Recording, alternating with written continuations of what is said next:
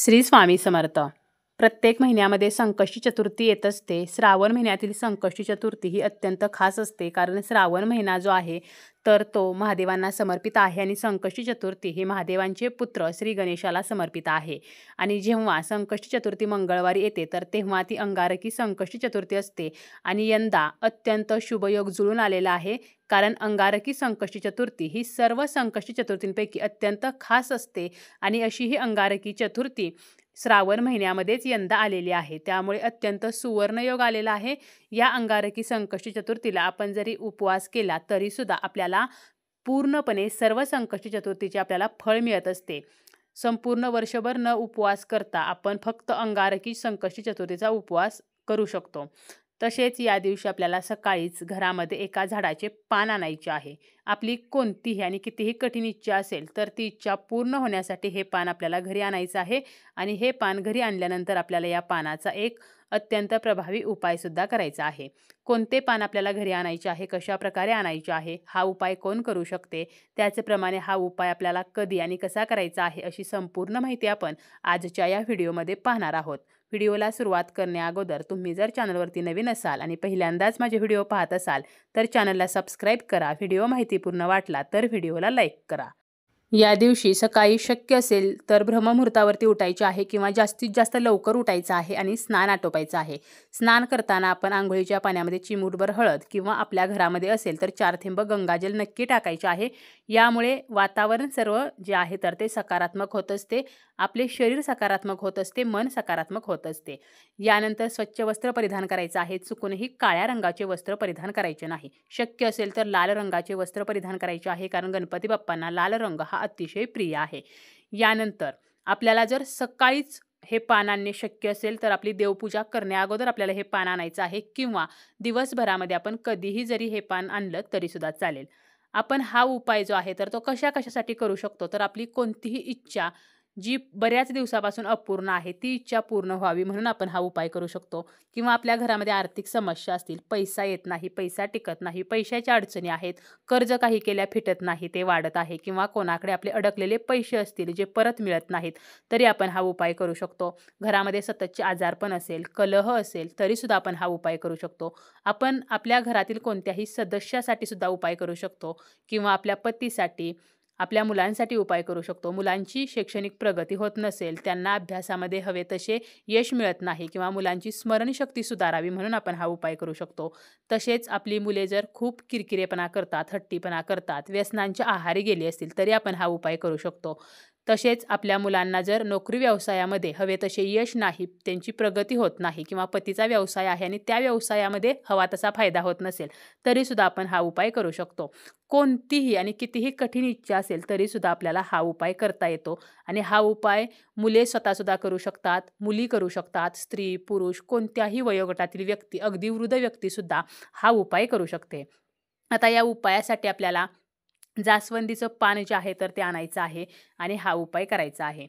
सकाळीच जर आपण हे पान आणणार असू तर हे पान घरी घेऊन यायचं. यानंतर आपल्याला देवघरातील देवांची पूजा करायची आहे, गणपती बाप्पांची विधिवत पूजा करायची आहे, तुपाचं निरंजन लावायचं आहे. बाप्पांची पूजा आपण देवघरामध्ये करू शकतो किंवा सेपरेट करू शकतो. आणि तुपाचं निरंजन जरी लावणे शक्य नसेल तरी तेलाचा दिवा लावायचा आहे. गणपती बाप्पांच्या मूर्तीला विधिवत अभिषेक करायचा आहे. बाप्पांना आवर्जून दुर्वा अर्पण करायचे आहेत. त्याचप्रमाणे आपल्याला बाप्पांना जास्वंदीचं फूल अर्पण करायचं आहे, नैवेद्य दाखवायचा आहे, आरती करायची आहे. तर अशी बाप्पांची विधिवत पूजा करून सर्वप्रथम घ्यायची आहे.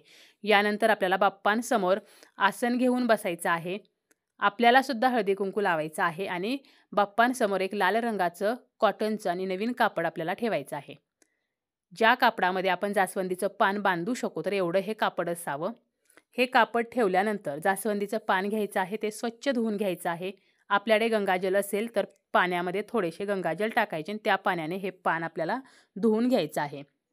त्याचप्रमाणे आपल्याला 21 दुर्वासुद्धा या उपायासाठी लागणार आहेत. ज्या दुर्वा आपण बाप्पांना अर्पण केलेल्या आहेत त्या वेगळ्या दुर्वा आणि वेगळ्या आपल्याला उपायासाठी 21 दुर्वा घ्यायच्या आहेत. आता हे जे पान आहे तर ते स्वच्छ धुवून घेतल्यानंतर एका ताटामध्ये ठेवायचं. बाप्पांकडे पानाचा देठ येईल असं ठेवायचं. आणि या पानासोबत आपल्याला जास्वंदीची एक काडी आणायची आहे, किंवा आपण दुर्वाची एक काडी जी आहे तर ती घेऊ शकतो. आणि कुंकू जे आहे तर ते ओले करून घ्यायचं आहे, किंवा आपण हळद ओली करून घेतली तरी सुद्धा चालेल. आणि ह्या काडीच्या साह्याने आपल्याला काय करायचं आहे, त्या पानावरती आपली इच्छा थोडक्यात लिहायची आहे. 1 ते 2 शब्दामध्ये आपल्याला ही इच्छा लिहायची आहे. जसं की घरामध्ये पैसा येत नसेल तर आपण पैसा किंवा धन असं लिहू शकतो किंवा आर्थिक स्थैर्य असं लिहू शकतो. नोकरीसाठी जर आपल्याला हा उपाय करायचा असेल तर नोकरी लिहायचा आहे किंवा मुलांच्या प्रगतीसाठी करायचा असेल तर शैक्षणिक प्रगती लिहू शकतो किंवा नोकरीत यश लिहू शकतो किंवा व्यवसायात प्रगती लिहू शकतो, व्यवसाय वाढ लिहू शकतो. असं 1 ते 2 शब्दामध्ये आपल्याला ही इच्छा जी आहे तर ती लिहायची आहे. संपत्ती लिहू शकतो, समाधान लिहू शकतो. आणि ही इच्छा लिहून झाल्यानंतर आपल्याला काय करायचं आहे, तर आपण ज्या 21 दुर्वा घेतलेल्या आहेत तर त्यासुद्धा आपल्याला घ्यायच्या आहेत. आणि हे जे इच्छा लिहिलेलं पान आहे तर ते त्या लाल कापडावरती आपल्याला ठेवायचं आहे. आणि हे पान जेव्हा आपण लाल कापडावरती ठेवणार आहोत त्यावेळेला देठ बाप्पांकडे येईल अशा पद्धतीने ठेवायचे आहे. नंतर 21 दुर्वा घ्यायच्या आहेत. बाप्पांचा आपल्याला जो मंत्र येतो, श्री गणेशाय नमः किंवा ओम गण गणपते नमः किंवा अजून कोणताही मंत्र, तर तो मंत्र म्हणत आपल्याला 1 दुर्वा या जास्वंदीच्या पानावरती ठेवायची आहे. आणि दुर्वासुद्धा ठेवताना दुर्वाची जी काडी आहे तर ती बाप्पांकडे येईल अशा पद्धतीने आपल्याला ही दुर्वा ठेवायची आहे. तर 21 वेळेला बाप्पांचा मंत्र म्हणत ह्या 21 दुर्वा त्या पानावरती आपल्याला ठेवायच्या आहेत. यानंतर आपल्याला त्या कपड्यामध्ये हे जे पान आहे आणि दुर्वा तर त्या बांधायच्या आहेत. आणि ही जी पोटली आहे तर ती आपल्या हातामध्ये घ्यायची आहे. आणि आपली जी इच्छा आहे तर ती बाप्पांना सांगायची आहे की अमुक अशा इच्छेसाठी मी हा उपाय करत आहे. माझी ही इच्छा तुमच्या कृपेने लवकरात लवकर पूर्ण होऊ द्या. फक्त इच्छा जी आहे तर ती कोणाचंही नुकसान करणारी नसावी, इतरांचं वाईट करणारी इच्छा नसावी, कारण अशी इच्छा बाप्पा कधीही पूर्ण करणार नाहीत. आपली जी काही इच्छा आहे तर ती साधी सरळ इच्छा असावी, ज्या इच्छेचा कोणालाही त्रास होणार नाही. आणि यानंतर ही जी पोटली आहे तर ती गणपती बाप्पांच्या चरणाजवळ आपल्याला ठेवायची आहे. आणि जेव्हा कधी दिवसभरामध्ये आपल्याला गणेश मंदिरामध्ये जाणे शक्य आहे तर त्यावेळेला आपल्याला ही पोटली घेऊन गणेश मंदिरामध्ये जायचं आहे. त्या ठिकाणी गेल्यानंतर सुद्धा आपल्याला गणपती बाप्पांची पूजा करायची आहे. आणि ही जी पोटली आहे तर ती गणपती बाप्पांच्या चरणाजवळ ठेवायची आहे. आपली जी इच्छा आहे तर ती बाप्पांना सांगायची आहे. आणि प्रार्थना करायची आहे की माझी ही इच्छा लवकरात लवकर पूर्ण करा. आणि घरी येताना आपल्याला ही पोटली घरी घेऊन यायचं आहे. घरी आल्यानंतर सुद्धा आपल्या देवघरामध्ये ही पोटली ठेवायची आहे किंवा आपण ही जी पोटली आहे तर ती आपल्या तिजोरीमध्ये सुद्धा ठेवू शकतो. आता ही पोटली आपण तिजोरीमध्ये ठेवल्यानंतर पुढची जी संकष्टी चतुर्थी येते तर त्यावेळेला आपल्याला ही पोटली काढायची आहे. यातील पान आणि दुर्वा विसर्जित करायच्या आहेत. आणि पुन्हा आपल्याला हाच उपाय नवीन जास्वंदीचं पान घेऊन आणि नवीन दुर्वा घेऊन करायचा आहे.